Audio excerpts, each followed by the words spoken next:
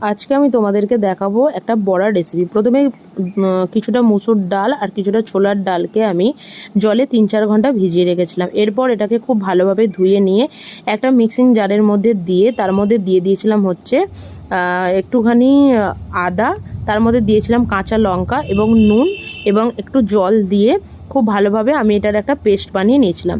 এরপর পেস্টটার হয়ে যাবার পরে এর মধ্যে সামান্য পরিমাণে বেসন, এবার দিয়ে দিয়েছিলাম পেঁয়াজ কুচি।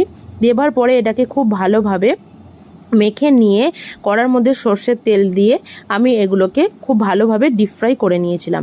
তোমরাও এই রেসিপিটা বাড়িতে ট্রাই করতে পারো। এবং মুসুর ডালের সাথে আর কোন ডাল দিয়ে এরকম বড়া বানানো যায় তোমরা আমাকে সাজেস্ট করতে পারো।